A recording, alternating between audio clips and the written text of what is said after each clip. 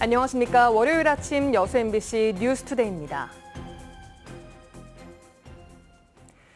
지역에서도 태양광 설치와 관련된 민원과 분쟁들이 끊이질 않고 있습니다. 순천의 한 야산에서는 묘지 바로 옆에 태양광 패널이 설치돼 갈등이 벌어지고 있는데요.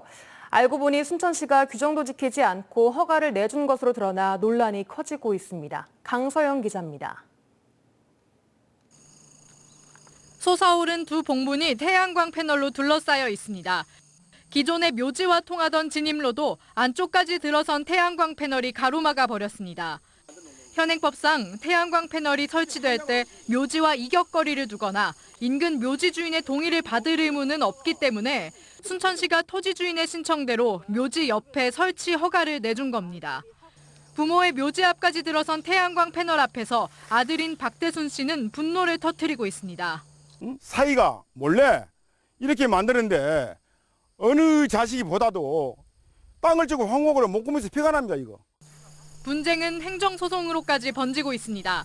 해당 부지와 마을 사이의 최소 직선 거리는 295m로 의무 거리 기준인 300m를 충족하지 못하는데도 순천시가 허가를 내준 사실이 드러났기 때문입니다.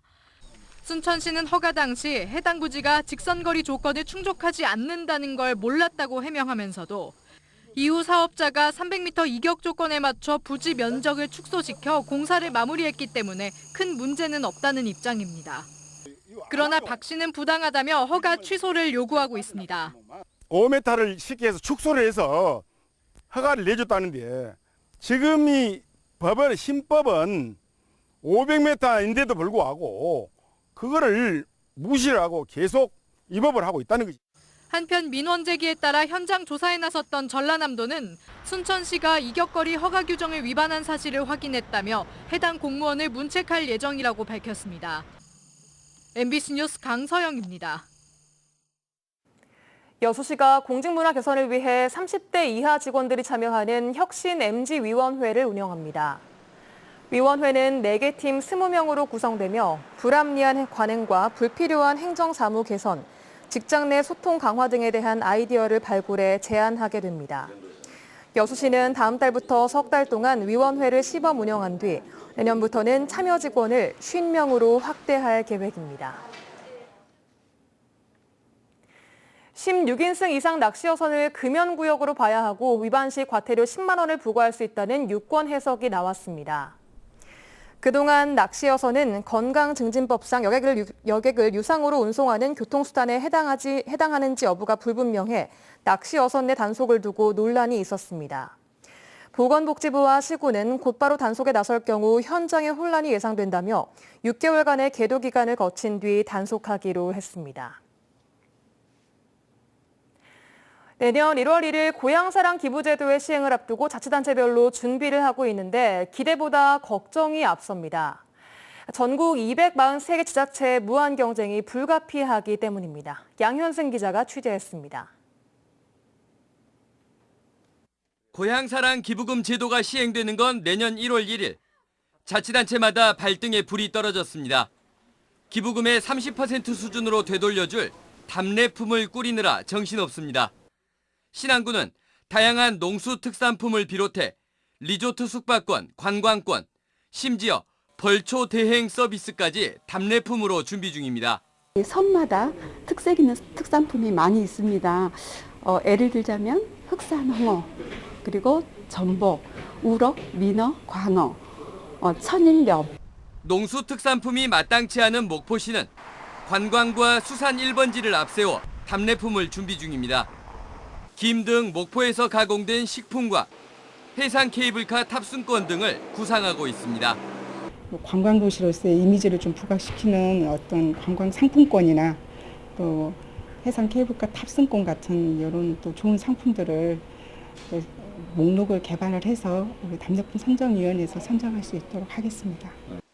해남군 여수시 등 전남 4개 시군은 아예 고향사랑 기부금에 대응하는 별도 조직까지 꾸렸습니다. 어려운 비수도권 농어촌 지역에 도움이 될 것으로 기대하며 한결같이 준비에 나섰지만 마냥 낙관할 상황은 아닙니다.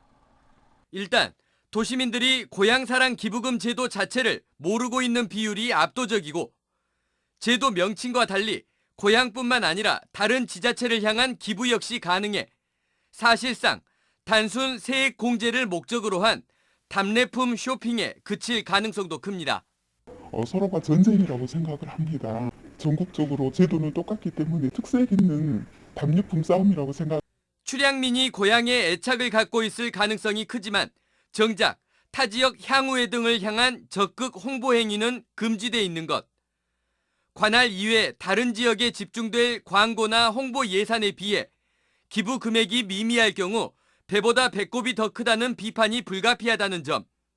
무엇보다 빈익빈 부익부, 시군별로 천차만별일지 모를 기부금 규모 양극화 가능성은 17개 광역시도와 226개 기초자치단체의 한결같은 고민거리입니다. MBC 뉴스 양혜승입니다. 4년 전 유네스코 세계지질공원으로 인증된 무등산 지질공원이 내년에 재인증을 앞두고 있습니다. 이번 주 유네스코 전문가들이 무등산을 찾아 현장 심사를 하는데요. 광주와 전남의 시군들은 협력 체계를 구축해 재인증에 성공한다는 계획입니다. 송정근 기자입니다.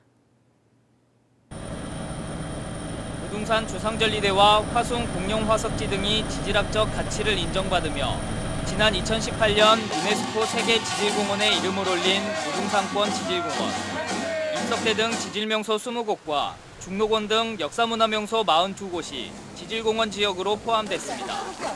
지난 4년 동안 관광 프로그램 운영과 지역 주민과의 협력 사업 등을 통해 무등산 권역의 세계화와 지역 경제 활성화에 중요한 전환점이 됐다는 평가가 나오고 있습니다.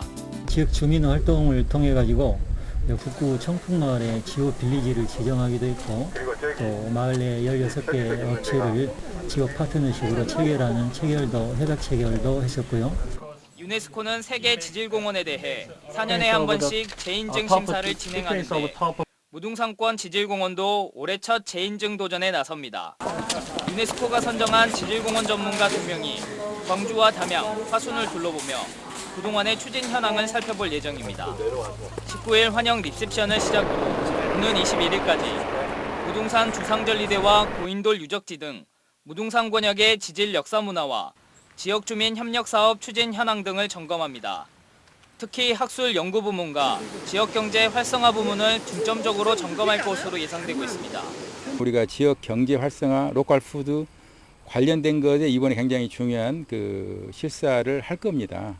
그래서 우리는 그런 것들을 총체적으로 잘 우리가 모아서 이번에 대비를 또 열심히 했고, 여기에 국제협력 강화 등 유네스코가 요구한 5가지 요구 조건을 충족했는지도 중요한 평가 기준입니다.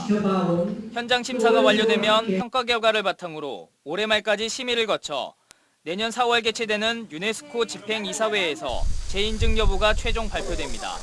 MBC 뉴스 송정근입니다.